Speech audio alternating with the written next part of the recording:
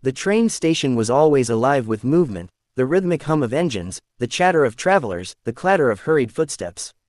But to Ethan, it wasn't just a station. It was the place where love lived, where his heart had found its purpose. He met Maya on the cold platform of Brookfield Station when they were just 18. It was a rainy afternoon, and she had been standing beneath the iron canopy, struggling to keep her books dry while searching for something in her bag. Ethan, noticing her distress, had stepped forward with his umbrella. "You look like you could use some help," he had said with a shy smile.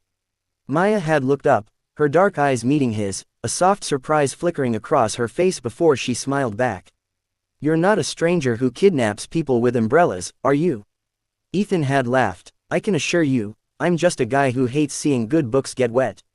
That day, they talked until the rain stopped. And then, they kept meeting, again and again, always at the train station.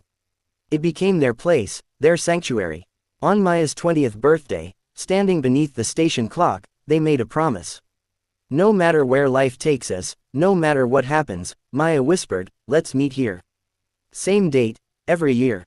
Ethan squeezed her hand, sealing the promise with a quiet conviction. No matter what, and for the next 10 years, they met. Through job changes, family troubles, through laughter and heartbreak, they always found their way back to the station. Until one year, Maya didn't come. The 11th year arrived like all the others. Ethan stood under the clock, his heart pounding with anticipation. The autumn wind carried the scent of leaves, and the crowd bustled around him. He checked his watch. Then he checked it again. Minutes turned into hours, but Maya never arrived. A cold unease settled in his chest. He searched the station, called her home, asked mutual friends. No one had seen her. She was gone. At first, he convinced himself there was a reason, a delayed train, an emergency, something explainable. But the days turned into weeks. The weeks turned into months.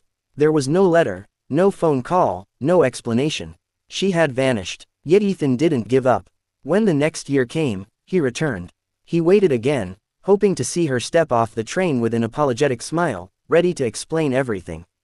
But she never came. People noticed him. The station workers, the newspaper vendors, the cafe owners. They pitied him at first. Then, over the years, they simply accepted his presence as part of the station's fabric. The man who waited. And so, time moved forward, but Ethan remained frozen in it. Years passed. Decades passed. The world changed around Ethan. The trains became faster, the station got renovated, and the faces in the crowd grew younger. But every year, on that same date, Ethan stood beneath the station clock.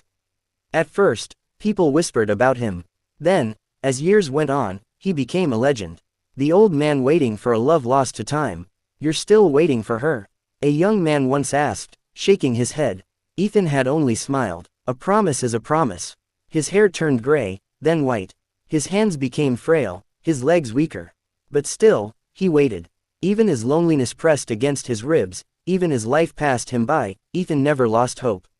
Some nights, he dreamed of her. He imagined her voice, soft as it had been in their youth. He pictured her laughter, the way she had always tucked her hair behind her ear when she was deep in thought. He wished he had an answer. He wished he knew why she had left. But above all, he wished she would come back. 50 years. Ethan, now an old man, walked to the station with slow, careful steps. His body ached, and the winter chill bit at his skin. But he made it, just as he always had. He stood beneath the clock, hands trembling against his cane, his heart still hoping. And then, he saw her. Not Maya, but a young woman. She had Maya's eyes. She approached him hesitantly, clutching a small letter in her hands. "Are you Ethan?" His breath caught. "Yes." The young woman smiled gently. "I'm Lily. Maya was my grandmother." The world seemed to tilt. His vision blurred. "Maya," he whispered. Lily held out the letter. "She wanted you to have this." With shaking fingers, Ethan unfolded the fragile paper. "Ethan, my love, if you're reading this, it means you never stopped waiting.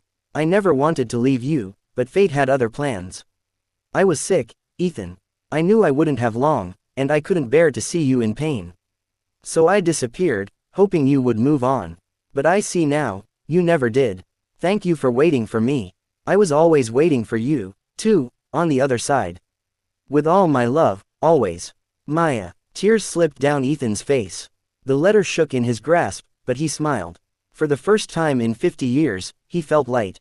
The weight he had carried for half a century faded. His heart, though weak, was full. He closed his eyes, and in that quiet moment, as the station buzzed with life around him, Ethan saw her again. Maya stood before him, young and radiant, just as she had been all those years ago. She reached out her hand. Smiling, Ethan took it, and for the first time in 50 years, he was home.